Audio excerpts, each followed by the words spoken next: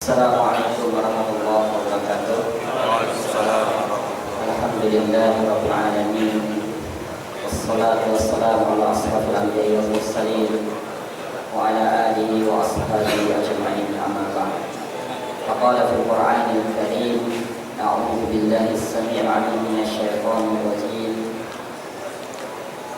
Wa ja'alna nawmakum subata. Alhamdulillah, pada siang hari ini walaupun cukup panas dan temanya cukup menarik, jadi tidur temanya. Jadi kalau kita buka kajian yang dengan doa tidur, ayo tidur semuanya ya. Yang berbicara tentang tidur, kalau kita lihat dalam Al-Quran, nanti kita baca satu-satu tentang kesehatan, dan kita lihat dari dalil dalam Al-Quran. Di dalam surat Ar-Rum ayat ke-23, Allah selalu mengingatkan tentang dua, yaitu malam dan siang. Ya, apa kata Allah? Di sebagian malam dan sebagian siang, ya, diperuntukkan untuk kita itu istirahat, tidur. Ya. Jadi ada dua waktu tidur sebenarnya yang penuh berkah bagi kita. Nah, makanya Rasulullah SAW memberikan manajemen tidur yang baik. Tidur yang bisa membuat kita itu sehat, bukan tidur yang membuat kita itu sakit. Ya. Nah, yang pertama, apa kata Nabi? Aku tidak pernah melek, kata Nabi. Aku tidak pernah melek setelah Isya. Nah, ini menandakan bahwa Nabi itu selalu tidur setelah Isya. Dan aku tidak pernah tidur sebelum Isya. Ya.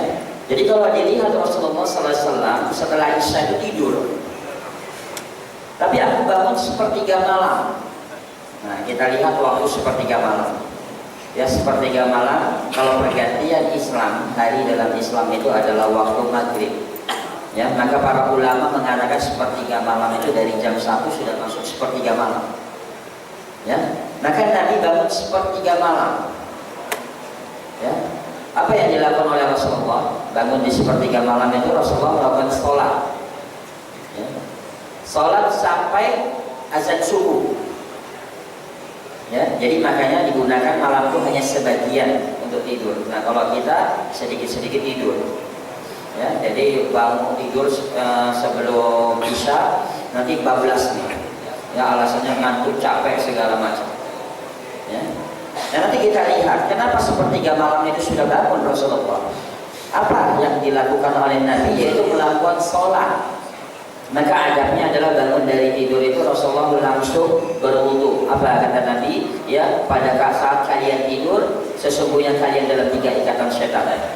Nah, ikatan setan yang pertama akan lepas ketika kalian bangun berdoa. Jadi bangun dari tidur itu duduk tenang dulu, ya, berdoa. Jadi nggak boleh bangun langsung kabur.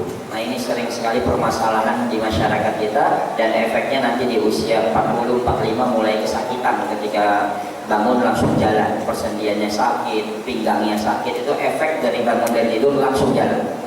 Ya, maka dianjurkan duduk. Adabnya duduk tenang dulu, baca doa. Nah, setelah itu apa yang dilakukan oleh Rasulullah? Berwudu, masukkan air ke hidung, dihirup. Maka Rasulullah mengatakan, pada saat kalian tidur, sesungguhnya setan berada dalam 2 lubang hidung kalian. Maka masukkanlah air ke hidung dan keluarkanlah. Maka setan itu keluar bersama dengan air tersebut. Ya, nih, jadi para jamaah nih, kalau ada masalah, saya pernah ada kasus pasien terkena sihir, nggak sembuh-sembuh. Akhirnya sembuhnya apa? Setiap bangun tidur suruh berwudu, masukkan air ke hidung, keluarkan, dan akhirnya setannya kabur. Jadi tidak mesti harus diterapi lama-lama. Dia melakukan sendiri, tarik, buang. Itu jauh lebih efektif dibandingkan bolak-balik di terapi atau di ruqyah. Nah, lalu apa yang dilakukan oleh Rasulullah tadi? Ya, sholat. Maka 3 ikatan setan tadi akan lepas ketika kalian bangun dari tidur, berdoa, berwudu, dan melakukan sholat. Kalau kita tidak melakukan 3 hal tadi, maka apa kata Nabi? Bangun dari tidur nantinya kalian akan menjadi orang pemalas dari pagi sampai malam kembali. Jadi perasaannya berat, capek, lelah, segala macam. Karena sesungguhnya satu harian itu kalian berada dalam 3 ikatan setan. Nah, lalu Rasulullah melakukan sholat. sampai menjelang subuh. Ya, sampai menjelang subuh di para jamaah perlu dipahami. Ya, lalu azan subuh. Azan subuh Rasulullah masjid dan sholat sunnah. Setelah sholat sunnah Rasulullah tidur. Nah, ini tidur yang penuh berkah lagi nih. Tidur antara azan subuh dan iqamah. Ya, makanya dianjurkan kita dipaksakan kalau bisa sholat berjamaah di masjid subuh, ya. Kalau bisa pada saat azan kita sudah di masjid, setelah azan sholat sunnah cepat, setelah itu istirahat sebentar. Apa kata Nabi? Sampai meluruskan tulang-tulang kalian. Makanya sunnah dari azan ke iqamah waktunya diperpanjang. Ya, jadi tidak boleh pada subuh itu azannya iqamah itu pendek cuma 3 menit, 4 menit enggak. Dianjurkan untuk diperpanjang, bisa 10, bisa 15 menit sampai kita bisa meluruskan tulang-tulang kita. Jadi tidurnya di masjid, jangan di rumah, nanti pasti kesiangan. Ya. Nah, jadi tidur di masjid. Ya, setelah itu baru bangun. Nah, bangun baru aktivitas dan dilarang tidur setelah subuh. Ya, jadi ada beberapa larangan tidur. Yang pertama, tidak boleh tidur setelah subuh. Ba'da subuh tidak boleh tidur ba'da asar. Ya, jadi ba'da asar tidak boleh tidur. Nah, lalu tidurnya Nabi kapan lagi? Ya, jadi tidurnya sedikit berjamaah. Yang pertama setelah isya dia tidur. Berarti kalau kita hitung Rasulullah tidur hanya 4 jam sampai 5 jam. Bahkan dalam riwayat Imam Bukhari itu tidurnya hanya beberapa menit. Jadi dalam satu riwayat beliau itu rambutnya panjang. Ya, jadi rambutnya panjang itu diikat di pohon. Jadi kalau ngantuk ketarik bangun. Ya, jadi ketarik lagi bangun. Apa kata beliau? Orang yang banyak tidur itu jauh dari hidayah, jauh dari ilmu. Ya. Jadi kalau kita sekarang banyak tidur, ya mau belajar banyak pasti sulit, karena itu udah digaransi. Ya, makanya orang-orang yang sukses, orang-orang yang cerdas, orang-orang yang pintar biasanya tidurnya sedikit sekali. Ya, nah. Dilarang oleh Nabi tidur ba'da subuh dan ba'da asar. Tapi Nabi tidur lagi sebelum zuhur. Ya, Nabi tidur lagi sebelum zuhur, bukan setelah zuhur. Ya, ini para jamaah mulai hari ini, coba atau besok kita lihat. Kita tidur sebelum zuhur, misalnya 5 menit atau 7 menit kita duluan ini, itu jam istirahat. Ya. 1 minggu kita lakukan untuk kita lihat reaksi dari tubuh kita. Minggu depan kita tidur setelah zuhur, ya selama 1 pekan. Nanti kita lihat apakah pekan yang pertama yang tidur sebelum zuhur ini badan kita lebih fit dan kita mudah bangun malam. Ya, karena memang garansi dari Rasulullah, siapa yang tidur sebelum zuhur maka dia akan bangun mudah sepertiga malam. Ya, jadi kalau sulit bangun malam maka tidurnya sebelum zuhur. Ya. Nah, dan Nabi melarang tadi tidur setelah asar, maka satu persatu kita akan buka. Ada tidur, ya, ada tidur yang baik. Apa yang dilakukan? Yang pertama adalah membaca doa, ya, berwudu terlebih dahulu sebagaimana kalian sholat. Ya, jadi tidur itu sebelumnya berwudu terlebih dahulu, dan sebagaimana kalian sholat. Nah, ini saya pernah ada kasus, Ustaz, saya sulit tidur. Apa terapi yang paling baik? Saya katakan berwudu terlebih dahulu, ya. Nah, wudunya diperbaiki para jamaah. Jadi wudunya jangan sembarangan, cepat-cepat segala macam. Ya, coba terutama pada saat membasuh kepala, tenang, basuh kepala sampai ke belakang, biar seluruh organnya rileks. Ya, dari kepala ke belakang balik ke telinga, mencet tuh telinga. Ya, karena di telinga kita itu ada 2 organ yang sangat luar biasa, yaitu jantung dan ginjal kita. Dia nanti akan merespon bahwa orang ini akan enak tidurnya, akan nyenyak tidurnya, bangun dari tidur dia akan fresh. Coba aja mau tidur marah-marah, nanti jantungnya masalah, bangun dari tidur pasti sakit badannya. Ya. Atau mau tidur menggunjing dulu. Ya. Kalau tidak percaya, nanti tanam satu pohon yang mudah kita lihat perkembangannya. Salah satu adalah tomat. Ya, setiap hari dimarah-marah itu pohonnya, saya yakin masih tidak berbuah. Ya. Maka Al-Quran selalu menyamakan manusia ini dengan tanaman. Ya. Coba kita lihat tanaman kita marah-marahin. kamu ini tidak berkuat, begini, kamu ini sulit menyulitkan orang segala macam, pasti dia tidak kuat. Begitu juga dengan tubuh kita.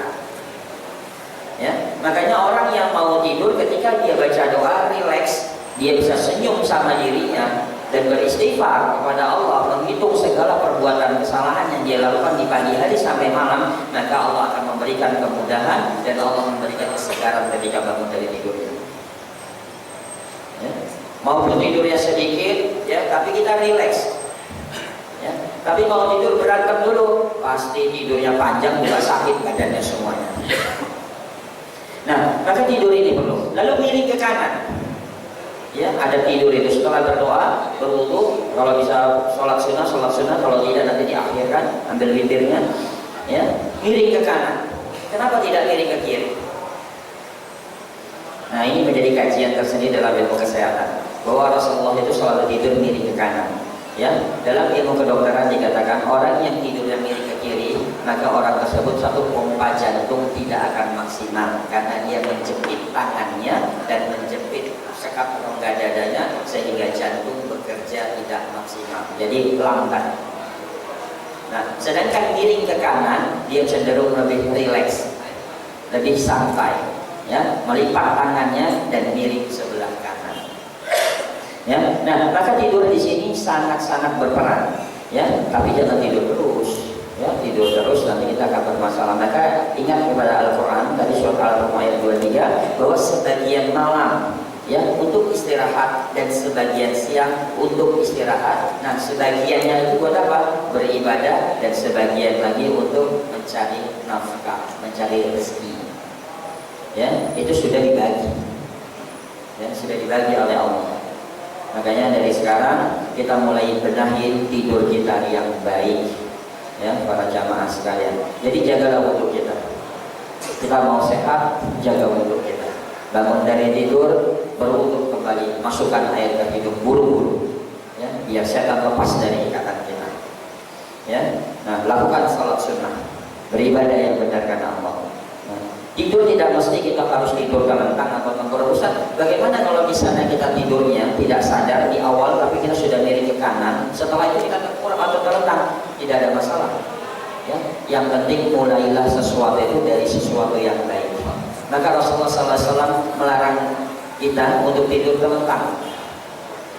Sesungguhnya tidur yang terlentang itu setan sangat mudah. Makanya setan itu sangat mudah merangkul atau tidurin orang yang tidur terlentang. Nah, sering sekali ada jamaah yang bertanya, Ustaz, saya sering terkena Arab-Arab ketindihan. Ya, ketindihan. Apakah ini disebabkan oleh setan atau oleh jin? Saya katakan Arab-Arab atau ketindihan itu ada dua kemungkinan. Ya, yang pertama, para penderita darah rendah itu sering terjadi Arab-Arab atau ketindihan. Ya, tapi kalau orang yang tidak memiliki darah rendah ketika tidur dia terjadi ketindihan, nah itu adalah kerjaan jin. Bagaimana solusinya? Ya berwudu dan miring ke kanan. Ya. Nah, makanya tidur yang penuh berkah itu adalah melakukan apa yang dilakukan oleh Rasulullah. Dicontohkan tidurnya sedikit, tidak mesti banyak. Ya. Nah, bangun sepertiga malam, kita lihat mulai dari jam 1 atau kita usah terlalu cepat. Ya udahlah, mulai bangun jam 2 atau jam 3. Ya, mulai bangun jam 2, jam 3. Nah, kita lihat organ apa yang bekerja nih para jamaah. Makanya dikatakan ada sahur yang penuh berkah, bangun sepertiga malam itu doa diijabah, diberikan kesehatan. Nah, karena pada saat itu paru-paru kita bekerja secara maksimal. Ini para jamaah, terutama coba lihat yang sakit paru-paru, yang punya bronkitis, coba tidur bangun sepertiga malam. Ya, bangun sepertiga malam. Pada saat itu sudah berwudu, keluar terlebih dahulu, buka pintunya, lihat alam, tarik nafas panjang, buang, tarik nafas panjang, buang, tarik nafas lewat hidung, buang lewat hidung, tarik nafas lewat hidung, buang lewat hidung. Nanti setelah 2 pekan coba periksa paru-parunya. Ya, jadi bronkitis, TB paru itu bisa diselesaikan dengan melakukan sholat malam. Ya, dengan memperkecil tidur, mempersedikit tidur. Tapi kalau tidur terus, ya maka paru-paru kita akan lembab. Ya, maka panasi paru-paru kita. Ya, sholat malam ketika paru-paru bekerja baik, kita lakukan takbir. Ya, kita fokus, maka kelenjar yang ada di kepala kita bekerja. Ya, pada saat paru-paru mulai mendetoksifikasi, serah terima dari limpa, makanya biasa orang ada yang sering batuk di sepertiga malam. Ya, itu adalah proses detoksifikasi. Ketika benda-benda asing, sisa-sisa metabolisme yang dilakukan ketika kita mau tidur masih makan, maka sisa-sisa pencernaan ini akan dibagi ke setiap organ. Maka limpa berusaha untuk menggeser, makanya biasa orang sering batuk di sepertiga malam. Ya, jadi digeser semua toksin, maka tidak dianjurkan mau tidur masih makan. Ya, jadi 4 jam sebelum tidur itu harus sudah steril dari makan yang berat. Rasulullah SAW malam itu dia hanya biasa mengkonsumsi gandum. Ya, jadi mengkonsumsi gandum saja, ya, tidak mengkonsumsi yang berat. Rasulullah suka daging, tapi di malam hari Rasulullah jarang makan daging. Untuk tidak pernah Rasulullah makan daging di malam hari. Ya, karena daging itu baru bisa dicerna di dalam tubuh 6-8 jam. Ya, jadi kita tidur, lambung masih bekerja, akhirnya semua pencernaan kita tidak bekerja secara baik, makanya akan terjadi masalah baru di dalam tubuh kita. Ya, jadi 4 jam sebelum tidur tadi tidak boleh makan. Nah, setelah limpa menggeser seluruh benda-benda asing, toksin, maka terbentuklah di situ slem. Makanya orang yang biasa tidur terus saja, biasa terlalu banyak slem di tenggoroknya, karena apa? Pada saat detoksifikasi tidak dikeluarkan, hanya dikumpulkan saja. Ya, nah lalu sholat buka tangan selebar-lebarnya. Ya, pada saat sholat malam itu dianjurkan untuk membuka tangan selebar-lebarnya, jadi tidak boleh kecil. Sebagaimana sholat 5 waktu biasa. Dalil tentang membuka tangan selebar-lebarnya adalah ketika sholat malam. Ya, kalau 5 waktu kita sholat ini berantem Pak. Takut apalagi ada yang badannya gede, wah lebih besar lagi, akhirnya sampai jauh-jauh semuanya karena takut. Ya. Jadi buka tangan selebar-lebarnya itu adalah dalil tentang sholat malam. Ya. Karena pada saat itu paru-paru bekerja baik, pada saat itu kelenjar vegetari kita bekerja baik. Kelenjar vegetari adalah big boss dari kepala kelenjar-kelenjar yang ada di dalam tubuh kita. Ya, kelenjar yang mengatur anak kita mau tinggi, anak kita mau pintar, beliau yang mengatur semuanya. Nah itu adanya pada di jidat kita. Makanya ada kucing elus-elus tidur. Ya, jadi kalau ada jamaah yang sudah tidur, nah pukul-pukul kencingnya sedikit. Pukul pelan-pelan, jangan keras-keras, jangan pakai palu. Pelan-pelan saja, dirangsang. Ya, dia akan rileks, ngantuk dan tidur. Ya. Maka coba aja lihat kucing, elus tidur. Ya. Nah maka ini paling efektif. Makanya muncullah satu penelitian, orang yang sujudnya benar, yang membuka tangannya dengan baik, yang membuka skapula dadanya dengan baik, ya, keningnya menyentuh langsung dengan baik. Ini Muslim yang meneliti, maka orang tersebut akan terhindar dari penyakit berat dan orang tersebut akan awet muda. Nah, kapan kita bisa melakukan itu sempurna? Ini sholat malam. Karena kalau 5 waktu kita nggak bisa, tergantung imamnya. Ya, bisa cepat-cepat. Ustaz, saya sudah sholat tiap hari, apalagi kemarin Ramadan. Wah, cepat sekali Ustaz. Wah, segar, ini segar, ya keringatan saja, penyakitan semuanya. Yang sudah tua nggak bisa jalan. Karena tidak disempurnakan. Ya. Kemarin saya sampaikan, banyak sekali di beberapa masjid seharusnya kita sehat ketika Ramadan, karena di situ ada gerakan sholat panjang, ya di situ ada baca Al-Quran, di situ ada puasa. Selesai dari Ramadan kita sehat semuanya, tapi ternyata selesai dari Ramadan penyakitan muncul. Yang pertama dendam makannya, yang kedua gerakannya kayak burung, kayak ayam, tak. Akhirnya setelah kita nggak sholat sepertiga malam atau bangun malam sholat tahajud, ya, badannya sakit semuanya. Jadi Ramadan itu seperti hanya kerja bakti saja, tidak berbekas di dalam tubuh kita. Ya. Nah, maka coba tenang. Walaupun 2 rakaat kita lakukan sholat, tenang, perpanjang bacaan kita. Ya, nggak hafal Ustaz, bawa Al-Quran. Ya, nggak bisa baca, nah itu harus belajar. Tadi saya dengar umumannya ada tahsin Quran. Ya. Latihan huruf, ya. Malam-malam kita ini mau sehat, latihan huruf Al-Quran. Lagi belajar tahsin, baru bisa Al-Fatihah, nggak apa-apa baca Al-Fatihah diulang-ulang. Ya, yang manyun harus manyun, yang senyum harus senyum, terbuka mulutnya, sehat insya Allah. Ya, sekian banyak orang meneliti tentang Al-Quran, ya, membuka hurufnya, menyempurnakan hurufnya, mereka terhindar dari penyakit. Tapi sekian banyak orang membaca Al-Quran karena tidak menyempurnakan huruf Al-Quran, mereka penyakitan. Ya, ini hasil riset kita para jamaah sekalian. Saya meneliti di salah satu pesantren Quran di beberapa daerah di Indonesia, anak-anak yang katanya prestasi pendidikan umumnya itu jelek, kita masukin pesantren Quran semua. Yang pertama kita suruh tahsin Al-Quran, yang kedua suruh tahfidz Al-Quran. Ya, ternyata mereka bisa selesaikan hafalan itu hanya 8 bulan. Setelah 8 bulan selesai, mereka suruh sekolah lagi, ternyata prestasinya nomor 1 semuanya. Dan saya langsung bisa mengatakan kalau ini adalah modal awal yang mereka sudah biasa mempersingkat tidurnya, mereka sudah biasa murojaah, mereka sudah biasa menghafal Quran, mereka menyelesaikan kuliah itu hanya 1 tahun selesai. Ya, karena di Indonesia memang kuliah lebih banyak teorinya. Saya di pertanian, walaupun gelar saya SPI, sarjana pertanian, insya Allah nggak selesai. Ya, karena pas skripsi saya tinggal, saya belajar keluar. Tapi selama 3 tahun saya belajar pertanian, sama saya 10 tahun saya belajar, ya, 10 hari saya belajar tentang ilmu pertanian di salah satu perusahaan Belanda, itu bisa mengalahkan 3 tahun saya belajar di kampus. Karena sistem belajarnya. Ya, saya di perusahaan Belanda pada saat saya penelitian tentang paprika organik, belajar sebentar. 6:30 kita makan bareng pagi. Jam 7 kita masuk ke ruangan, setengah jam belajar tentang hama penyakit, jelasin tentang hama penyakit. Jam 7:30 kita suruh cari tuh hama penyakitnya. Gambarnya ini cari sendiri, ini dikasih minyak rambut, tangkap tuh hama penyakitnya. Apa yang kamu gambar semua kenalan tuh dengan hama penyakitnya. Nah, nanti 8:30, jam 9 kita diskusi tentang hama penyakit itu. Kita cepat dapat ilmu. Ya? Nah, maka saya katakan seharusnya kita sehat. Ya, kalau kita memang mengikuti aturan, ya, Ustaz saya sering pulang malam, bagaimana? Tidak ada masalah pulang malam.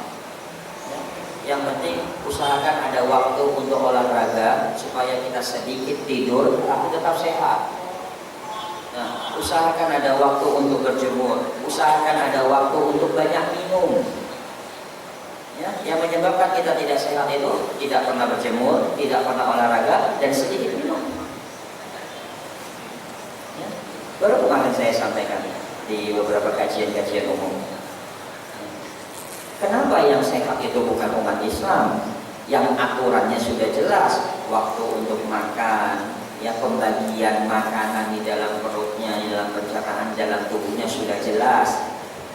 Ya, waktu untuk bekerja diatur. Ya, waktu untuk belajar dikasih iming-iming pahala yang besar. Ya, tapi kenapa kita tidak mau? Ya, karena memang lingkungan yang biasa mendidik kita seperti itu. Ya, nah, kita kembali kepada masalah tidur para jamaah sekalian. Ya, maka saya berpesan kepada diri saya dan kita semuanya, nah, mulai hari ini coba kita buat sistem. Ya, untuk anak kita bisa cerdas, untuk kita juga bisa cerdas, ya, tidak mudah sakit. Nanti pola hidup yang kita lakukan sekarang, nanti kita rasakan 3-4 tahun ke depan. Saya kadang ngiri melihat pasien yang datang nemuin saya, Ustaz, saya sakit ini, saya sakit itu, tapi saya tetap usianya berapa Pak? 75 tahun. Usianya berapa? 70 tahun. Nah, saya sendiri berpikir apakah saya sampai seusia itu? Ya, ternyata semua mereka adalah menjaga pola hidupnya. Nah, itu sudah menjadi sunatullah. Nanti di usia 40 tahun, 45 tahun sudah mulai kita tidurnya sedikit, itu sudah sunatullah. Ya. Nah, makanya dari sekarang kita bangun, ya, makanya sampai ada omongan, ya, berita dari Rasulullah. Allah sangat menyenangi, ya, dari sekarang kita membiasakan pola hidup baik. Nanti ketika usia tua kita tinggal menikmatinya. Nah, si anu udah stroke, kita masih kuat. Ya, si fulan, wah, sudah gak bisa apa-apa. Karena apa? Kolesterol tinggi, kita masih kuat. Si fulan kan tidak bisa bicara, kita masih kuat. Dia sudah pakai kacamata, kita tidak. ya, maka kurangin tidur. Ya. Tidur cukup malam itu 4 ya maksimal 5 jam. Oh, dunia medis mengatakan 8 jam, ya. Dunia medis mengatakan 8 jam karena banyak bonusnya. Ya, nanti akhirnya 8 jam. Nanti riset yang terbaru lagi dalam dunia medis yang sebentar lagi keluar, tidur yang efektif itu hanya 4 sampai 5 jam. Karena lebih dari situ itu bukan nutrisi untuk mata, tapi dari jam 3 sampai ke jam 5 itu adalah bagian lambung. Makanya jam 3 jangan biasa perutnya lapar. Ya, jam 4 lapar, jam 5 lapar, baru sisanya itu nanti buat usus besar kita. Maka jam 5 sampai jam 7 itu jatahnya usus besar kita. Nah, sebentar lagi akan keluar. Jadi hasil penelitian dunia medis yang dulu tidur 8 jam sangat baik, nanti akan berkurang. Ya, karena namanya hasil penelitian kapanpun berubah. Tapi ketika wahyu tidak akan pernah berubah sampai kapanpun. Ya, jadi intinya tetap kita bagi di malam hari ada waktu istirahat dan ada waktu ibadah. Di siang hari ada waktu istirahat dan ada waktu untuk bekerja. Ya, jadi jangan disampingkan Ustaz saya mau ibadah saja, tidak boleh. Ustaz saya mau bekerja saja, tidak boleh. Ya, sudah ada aturannya. Ya. Bahkan Rasulullah pernah ada seorang sahabat yang sholat terus apa kata Nabi? Di antara sahabatku, ya, kalau dia tidak berubah, maka dia adalah orang yang pertama nanti akan dimasukkan ke dalam neraka di antara sahabat yang lain. Nah, kenapa cuma sholat terus? Tidak beribadah yang lain, tidak melakukan aktivitas yang lain. Ya. Nah, jadi mulai dari sekarang kita ubah pola tidur kita yang baik, ya, nutrisi kita perbaiki, ya, biar Allah berikan kesehatan kita, kesehatan jasmani, rohani, dan insya Allah Allah berikan hidayah kepada kita. Dan saya berharap hari ini insya Allah ada tanya jawab karena waktu masih panjang. Ya, silakan yang mau bertanya. Assalamualaikum warahmatullahi wabarakatuh.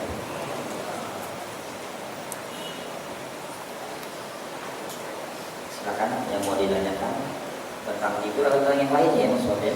Silakan. Bagi yang ingin bertanya,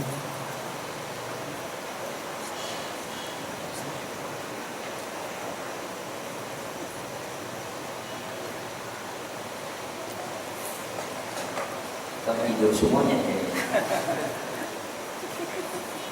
Terus ke sana. Nanti.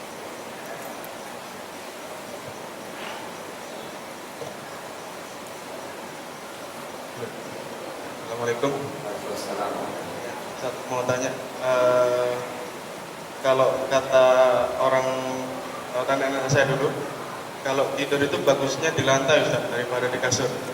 Itu katanya menghindarkan santet, itu benar nggak terkait dalam Islam? Lantainya lantai 3 ya. Bismillah. Nah, kalau kata orang tua itu dulu mereka tidak ada lantai, istilahnya tidak ada keramik. Ya, makanya Rasulullah kalau kita lihat tidurnya tanah sama langsung kelopak kurma, tidak busa. Ya, nah sehat. Ya, karena langsung tanah. Tanah itu adalah menetralkan semuanya. Jadi tidak hanya santet saja, tapi menetralkan semuanya penyakit. Ya, maka dikatakan tanah itu suci. Ya, tanah itu tidak najis. Jadi kalau ada orang mengatakan kalau saya kena tanah kotor najis, tidak. Nah, tanah itu suci. Ya. Bahkan kalau kita lihat kenapa menyamak bekas jilatan anjing itu harus dengan tanah, tidak dengan sabun. Ya. Virus pita air, ya, yang ada pada air liur anjing itu tidak akan hilang dengan sabun dan air. Tapi jilatan kucing itu hanya hilang dengan air saja. Ya. Nah, tapi maka harus disamak dengan tanah, karena tanah itulah yang mensterilkan virus. Nah, yang uniknya lagi satu penelitian di salah satu negara itu, nah, mereka mengambil sampel tanah kuburan. Secara logika kita banyak terjadi pembusukan, banyak kuman, banyak bakteri. Nah, ternyata tanahnya steril. Maka dikatakan tanah itu tidak najis. Nah, jangan orang tua kita dulu, ya, mereka itu tidur tidak ada keramik, ubin, nggak ada ubin. Nah, sekarang kalau kita tidur di ubin pasti sakit kalau basah semuanya, karena lembab. Ya. Jadi pori-pori ubin dengan tanah berbeda. Ya. Nah, kita pakai kasur saja di ubin juga tetap harus dilapisin. Ya. Jadi tidak hanya untuk menetralkan dari sihir segala macam, tapi semua penyakit. Kalau memang tidurnya di tanah, maka ada teori dengan batu-batuan. Ya, tidur di atas batu-batuan, maka China mengeluarkan dengan kioknya, ya langsung karena mineral alamiah. Ya, dalam Tibbun Nabawi diangkat tentang kesehatan dengan batu-batu alam. Ya, itu banyak sekali. Tapi saya memang tidak menyampaikan karena khawatir nanti masyarakat ketika disampaikan langsung, wah saya pengen batu biru buat kesehatan ini, wah nanti batu kuning, batu semuanya pakai batu cincin macam-macam. Ya. Nah, jadi tanah pada prinsipnya memang bisa menyerap semua racun dan semua penyakit. Makanya di Korea sendiri, ya, mereka ada menyembuhkan penyakit dengan lempung, dan hadis juga menyampaikan, ya ada beberapa obat dari lempung tanah laut. Ya, jadi kedalaman laut itu lempung hitamnya itu adalah untuk obat. Untuk obat, salah satunya adalah untuk membakar lemak, untuk slimming, detoksifikasi slimming, jadi diolesin di perut, nah dia bisa membakar lemak karena dia mengikat, sifatnya panas. Ya, lempung tanah. Ya, jadi tanah tidak najis. Mungkin itu ya Pak ya. Nah kalau zaman dulu memang betul, karena memang tidak ada ubin. Ya, kalau sekarang ada ubin. Nah, tapi bagaimana caranya supaya kita tidak terkena sihir? Ya, adab tidurnya diperbaiki. Sihir tidak akan bisa masuk kalau orang menjaga adab tidurnya. Nah, yang kedua, mau tidur, bersihkan tempat tidurnya terlebih dahulu. Nah, sihir biasa sering sembunyi antara tempat tidur kasur kita dengan dipan. Maka bersihkanlah dipannya terlebih dahulu, bersihkanlah kasurnya. Nah, insya Allah akan terhindar dari sihir.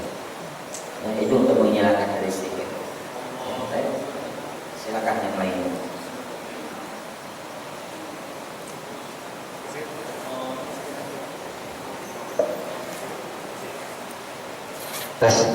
Assalamualaikum warahmatullahi wabarakatuh.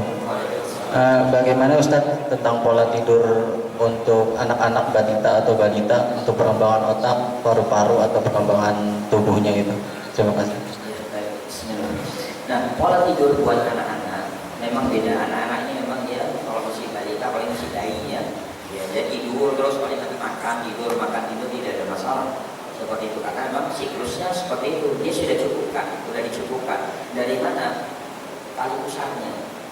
Ya. Nah, maka teori tentang tali pusar ini menjadi satu keajaiban. Ini para jamaah, kalau dulu kita pernah angkat bahwa pembuluh darah kita yang ada di bawah lidah, kalau kita urai satu persatu, maka panjangnya adalah 100.000 km. Ya. Tapi yang ada di pusar itu 2 kali dari pembuluh darah yang ada di bawah lidah. Ya, makanya sekarang para ilmuwan mulai meneliti tentang bank tali pusar. Ya, karena semua nutrisi ada di sana. Ya, jadi contoh begini, Ustaz, anak saya sakit, terutama masih balita. Coba kalau ibunya anak bayi, anak saya sakit panas begini, kalau masih ASI, ibunya suruh minum madu. Nah, yang kedua, di pusarnya itu ditetes minyak, di pusarnya.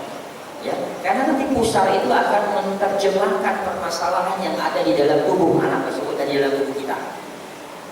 Ya, jadi dia akan menerjemahkan misalnya wah di sini selnya ada masalah dari pusar. Ya, dari pusar. Ya, jadi pusar ini sangat luar biasa. Jadi kalau anak-anak siklus tidurnya tidak ada masalah karena mereka sudah dicukupi, sudah dipenuhi. Nanti pada saat dia sudah mulai 2 tahun, nah ini yang harus kita jaga. Ya, kita jaga, salah satunya adalah jangan biasakan mereka tidur setelah asar. Ya, nanti itu menjadi budaya sehingga oksigen ke otaknya berkurang, daya hafalnya kurang. Ya, nah mulai anak-anak kita sekarang juga, nah kurangi nonton TV, terutama setelah asar sampai maghrib. Nah itu penyakit yang terparah, karena pada saat asar sampai maghrib, ya disitulah kelenjar-kelenjar kita dan terutama ginjal kita bekerja secara maksimal, sumsum tulang belakang kita lagi diproduksi, maka kalau kita nonton maka dia akan mudah merespon. Ya, jadi menghafal yang baik itu selain sepertiga malam adalah waktu asar menjelang maghrib. Makanya setan senang godain kita di sana. Ya, maka muncullah doa perlindungan pagi dan petang. Ya, jadi untuk anak-anak jaga itu. Nah lalu bagaimana tadi kan untuk kecerdasan dia, perkembangan otak dia? Nah, makan kismis. Untuk anak-anak senang untuk kismis. Ya. Nah, beda kalau orang tua susah tidur, Ustaz, bagaimana? Pala, buah pala itu untuk relaksasi mudah tidur. Ya, rebus pala, buah pala, ya daging buah pala itu direbus berapa airnya diminum nanti nyenyak tidur. Ya. Kalau mau rajin lagi rebusan air pala tadi jadikan aromaterapi, dikeluarkan di lingkungan dan tidur semuanya. Ya, karena dia seperti bius, nanti semuanya bisa tidur. Ya. Jadi rebusan pala itu sangat efektif buat kita nyenyak tidur. Jadi orang yang sulit tidur minum air pala, ya buat sendiri. Dan Ustaz, bagaimana yang udah jadi sebaiknya buat sendiri, beli aja dari pala atau buah pala biasanya banyak dijual, dimasak, direbus, ya nanti airnya diminum. Itu insya Allah nyenyak tidur.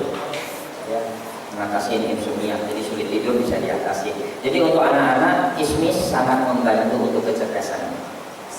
Ya, pola tidur dia ya tidak masalah karena dia mesti balita.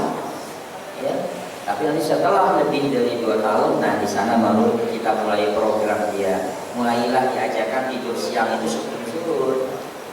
Ya, jangan setelah zuhur. Kalau kita kan dulu kan setelah zuhur kalau boleh tidur segala macam, itu jadi kebiasaan. Yang namanya tidur siang itu setelah zuhur. Karena menjadi kebiasaan, menjadi tradisi di masyarakat kita. Nah, tapi yang benar, yang namanya tidur siang itu sebelum zuhur. Nah, kenapa? Karena pada saat zuhur jantung bekerja kuat. Ya, makanya orang yang sering tidur nanti setelah zuhur itu mudah terserang hipertensi, ya darah tinggi. Tapi orang yang tidur sebelum zuhur, maka dia bisa terhindar dari penyakit-penyakit jantung. Nah, salah satunya ya tekanan darah tinggi, ya selaput jantungnya masalah, saluran jantung koronernya bermasalah. Nah, maka tidurlah sebelum zuhur. Nanti kita akan menikmati menjadi usia tua. Wah, jantung kita masih sehat. Ya, kalau sekarang kita tidak bisa mengambil sampel. Nah, karena kita baru mengetahui begini. Nah, nanti 5 tahun ke depan kita merasakan insya Allah. Ya, makanya sama. Misalnya Ustaz, saya hipertensi. Ya, bagaimana dalam kajian Atibun Nabawi menurunkan tekanan darah? Bisa sederhana. Tapi memang kita tidak publikasikan. Kenapa tidak dipublikasikan? Karena itu ilmu. Iya, karena khawatir nanti tensinya turunnya mudah, masyarakat pola makan tidak dijaga. Akhirnya berapa tahun kemudian stroke semuanya, pembuluh darah kita sudah baik, besar, baik lagi besar, tarik ulur, akhirnya pecah pembuluh darah kita. Nah, sederhana menurunkan tensi lagi naik, berjemur, pijit-pijit telinga, sambil senyum, langsung tensinya turun. Ya, tapi jangan gara-gara itu langsung makannya sembarangan lagi. Ya, coba lakukan. Misalnya ada orang tua lagi darah tinggi, tensinya naik, itu sudah berjemur, tapi dia senyum, jangan cemberut sampai berjemur, tambah naik tensinya. Ya. Karena apa? Karena yang mempengaruhi kegembiraan itu adalah organ jantung. Ya. Yang mempengaruhi kesedihan itu adalah organ ginjal. Makanya orang sakit ginjal pasti putus asa. Ya, support supaya kamu putus asa supaya jantungnya juga jadi masalah, ya tidak ada kegembiraan. Makanya orang berjemur sambil senyum, sambil dia menggerakkan tangannya, pencet-pencet telinganya, itu bisa periksa darahnya, tensinya insya Allah bisa turun. Begitu juga dengan diabetesnya, ya, gula darahnya itu sangat efektif. Ya, dari intinya tadi untuk anak-anak sih tidak ada masalah selagi dia masih memang di bawah usia 2 tahun karena memang itu siklus hidupnya. Ya, jadi dia beristirahat dan ke bawah ketika lahir. Baik, ada lagi?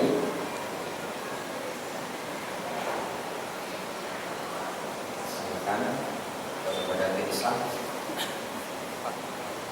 Ya, silakan.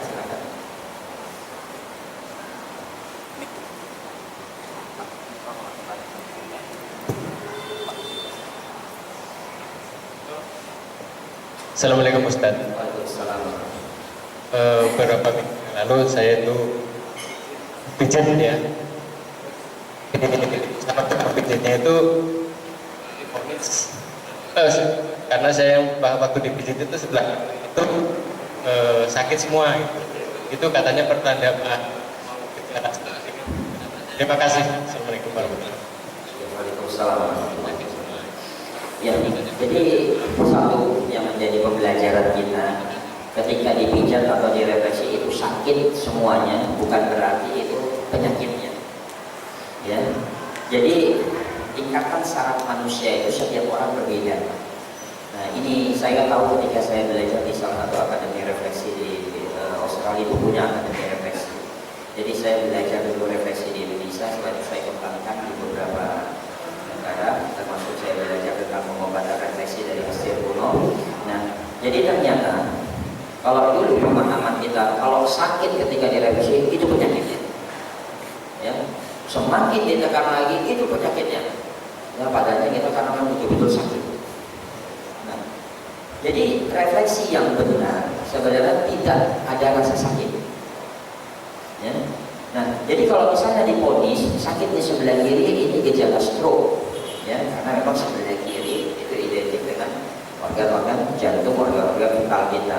Dan pasangan, karena laki-laki itu cenderung sebelah kanan, jadi biasa yang diserang sebelah kiri terlebih dahulu, karena pasangan. Nah, kalau wanita sebelah kanan yang diserang terlebih dahulu. Ya.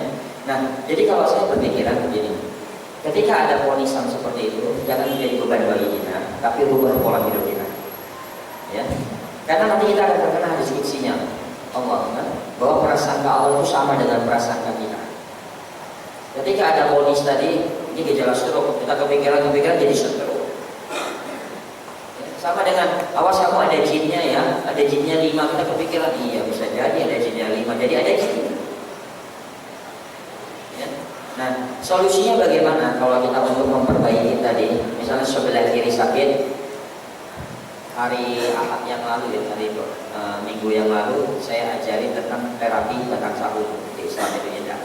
Ya, injek-injek batang sapu. Di sini juga sudah pernah diajarin sebenarnya terapi dengan injek-injek batang sapu. Berapa menit? 7 sampai 10 menit. Ya, jadi pagi hari, ya, pas hari libur, olahraganya itu injek-injek batang sapu. Ya, sambil berjemur. Ya, belakang matahari. Ada batang sapu hijau, injek-injek, ya, diinjek-injek. Ya, jadi jangan digosok, tapi diinjek. Misalnya ini batang sapu, kita berdiri, diinjek terus, ya, dari jari-jari kita sampai tumit, balik lagi terus lakukan 7 menit pagi, 7 menit malam. Ya. Untuk apa? Itu merangsang saraf kita. Nanti hari pertama, besoknya biasa buang air kecil, keruh, badan sakit semuanya, itu respon. Ya, bahwa tubuh kita, saraf-saraf kita masih baik. Ya, berarti ada respon. Nah, yang kedua, terapi yang harus dilakukan, ya, kalau kita sudah tahu kita apakah nanti memang gejala stroke. Nah, terapi yang dilakukan adalah makan buah terlebih dahulu. Ya, kurangi makan santan-santan. Kalau memang paksa sekali makan santan, cari makanan yang sifatnya asam untuk menurunkan asam tersebut atau kolesterol tersebut. Ya. Saya senang sekali Ustaz makan rendang gini-gini. Ya sudah, kalau begitu jeruk renang, ya, kurangin gulanya atau tidak pakai gula. Ya. Ustaz saya senang durian. Oke, durian sebenarnya kolesterolnya tidak begitu tinggi, tapi durian mengikat darah, kolesterol di dalam darah. Bagaimana cara menghancurkan? Minum air kelapa setelah makan durian, aman, insya Allah. Jadi semua yang Allah ciptakan ada penangkalnya. Ya. Orang takut makan durian, coba aja. Makan durian, periksa kolesterol, setelah itu minum air kelapa, normal lagi. Atau bagaimana Ustaz? Kalau kita seandainya habis makan, nah, kan antioksidan tinggi di teh, boleh nggak kita minum teh? Nah, ini untuk teh hitam atau teh bukan teh hitam, red tea, ya, teh merah yang kita minum saat ini itu teh merah. Nah, ini memang ada catatan tersendiri. Ya, teh merah itu biasa mengikat kotoran cepat.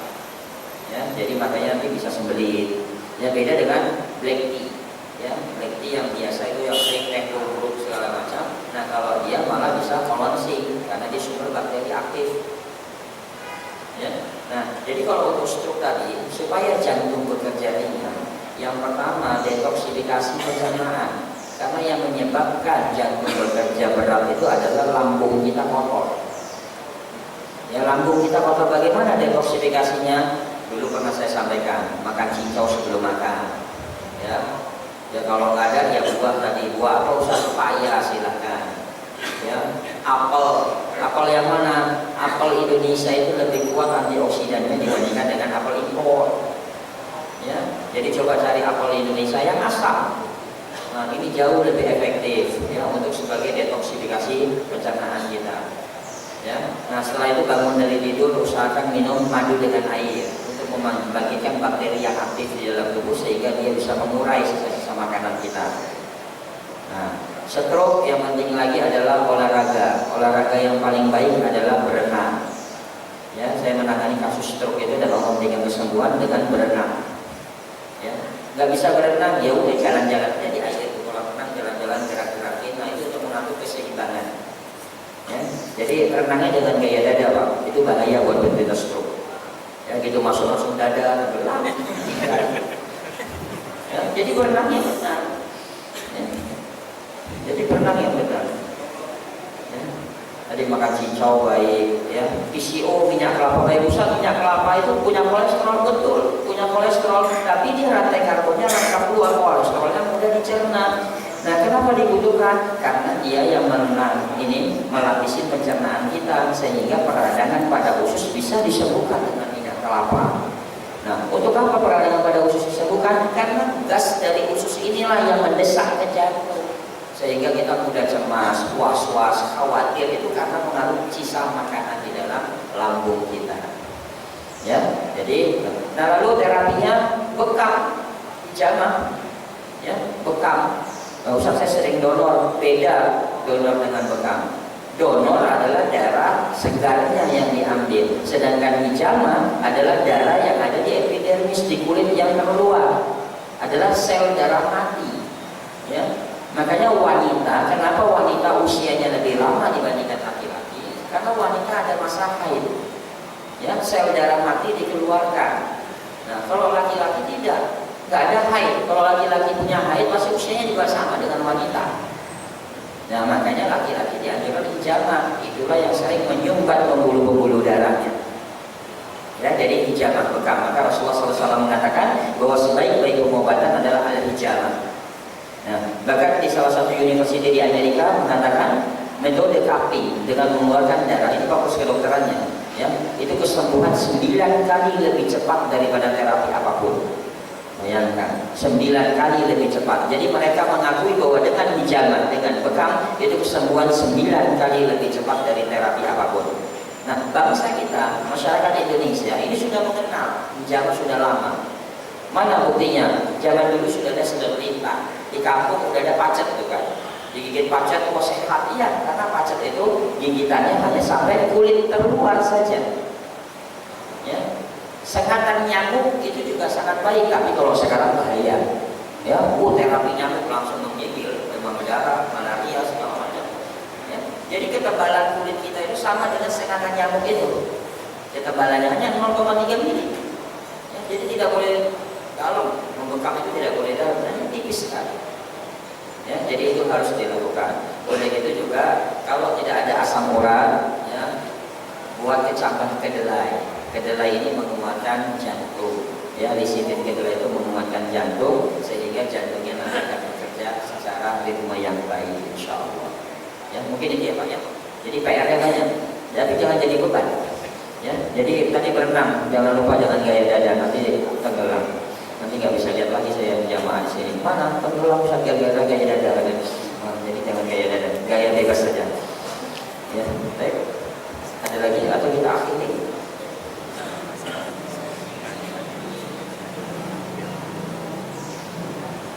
Cukup? Ya. Ya, ya kita tutup dengan baca hamdalah dan doa kafaratul majlis. Alhamdulillah rabbil alamin. Subhanallah wa bihamdihi asyhadu an la ilaha illa anta astaghfiruka wa atubu ilaik.